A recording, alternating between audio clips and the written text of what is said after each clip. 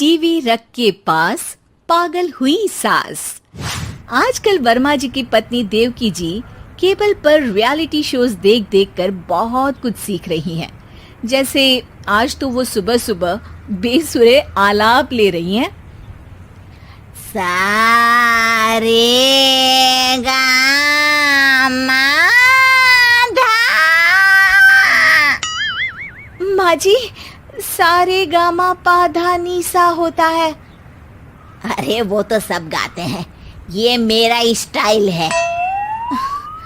आवाज तो कम कर लीजिए माँ जी, पर्दे फट जाएंगे कान के।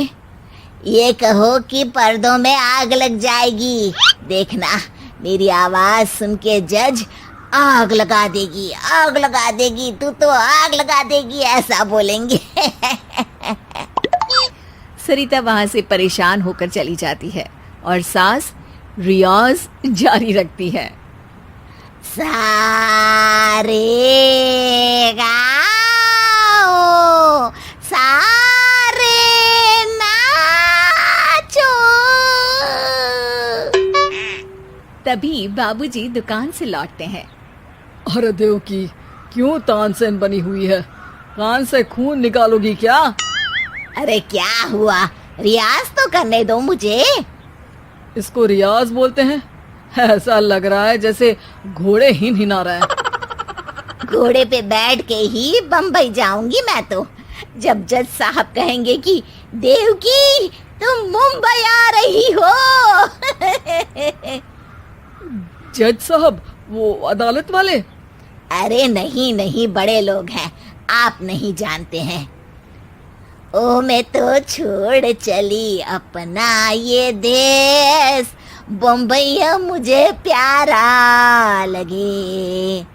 गाना गाती हुई देवकी चली जाती है और बाबूजी अपनी सरफिरी पत्नी के इस संगीत प्रेम की चर्चा करने बहू के पास चले जाते हैं। अरे सरिता बेटा, सुनो तो, ये तेरी सास को क्या हुआ है बेटा? सुबह तो अच्छा भला छोड़कर गया था इसे। सिंगर बनेगी अब वो।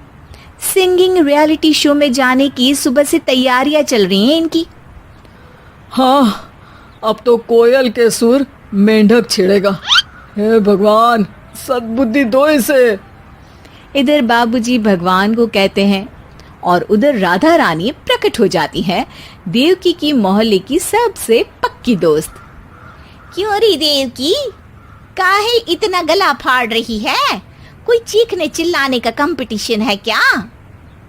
अरे ये देख, नया सिंगिंग शो, मैं भी गाऊंगी, हिंदुस्तान के दिलों की धड़कन बनूंगी। अरे इतना बेसुरा गा के दिलों की धड़कन नहीं, दिलों का अटैक बन जाएगी।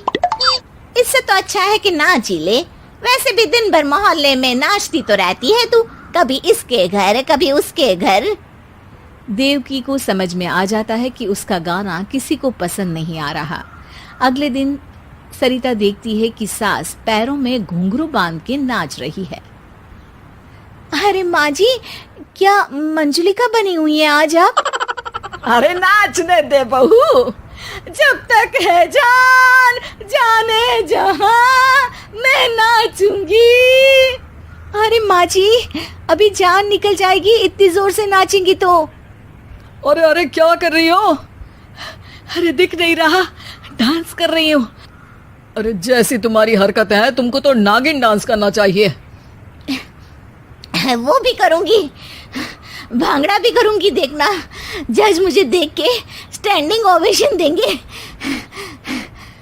हाँ, स्टैंडिंग ओवेशन तो देंगे ही, ताकि खड़े होकर वहां से भाग सके तुम्हारा डांस देखकर। अरे कुछ ढंग की चीज करो, ये रोज क्या नया शुरू कर देती हो? सास को लगता है कि उसका डांस का सीन भी बिगड़ गया। अब वो टीवी देख के कोई और कलाकारी ढूंढने लगती है। तभी उसे टीवी पर खतरों के खतरनाक खिलाड़ी शो दिखता है, जिसमें लोग अलग अलग स्टंट करते हैं। बस देवकी को नया काम मिल जाता है। अगले दिन सुबह देवकी डंबल लेकर कसरत करने लगती है। माँ जी, ये क्या कर रहे हैं आप? अरे खली जैसे बनकर खलबली मचा दूंगी। कल मैंने खतरों के खतरनाक खिलाड़ी देखा, और सोच लिया कि मुझे वही जाना है। हाँ बस। तभी वहाँ बाबूजी भी आ जाते हैं। अरे इतना भारी डंबल, अरे गिर मत जाना कहीं लेकर। अरे चुप करो, तुमसे कुछ नहीं होता इसका मतलब ऐसा नहीं कि मुझसे भी कुछ नहीं होगा। मैं तो खतरों के खतरनाक खिलाड़ी में जाने वाली हूँ। हाँ मैं तो इस शो में तभी गया था जब तुमसे शादी हुई थी। तुमसे शादी करना भी खतरों के खतरनाक खिलाड़ी में जाने से कम थोड़ी ना। अब चुप भी रहिए। अरे बहू, वो भारी वाला डंबल उठा कर ला तो। अरे ना माँ जी, आप संभाल नहीं पाओगी। अरे मैंने टीवी में देखा था, एक आदमी कार उठा लेता है, इतना तो मैं उठा ही सकती हूँ ना। बहू घबराते हुए भारी वाले डंबल माँ के हाथ में दे देती है। जैसे ही माँ दोनों हाथ ऊपर करती है, पूरे शरीर का बैलेंस बिगड़ जाता है और वो पीछे की तरफ गिर जाती है। डंबल जाकर टीवी में लगता है और टीवी फूट जाती है। माँ जी, उठिए माँ जी। बाबूजी बहुत तेज हंसने लगते हैं। बाबा बाबा, टीवी और बीवी दो टेंशन थे मेरे, आज एक कम हो ही गया। बहू भी सास को उठाते उठाते इस बात पर ताली बजाकर हंसने लगती है और देवकी फिर से गिर जाती है। और इस बार देवकी भी अपनी बेवकूफी पे हंसी रोक नहीं पाती।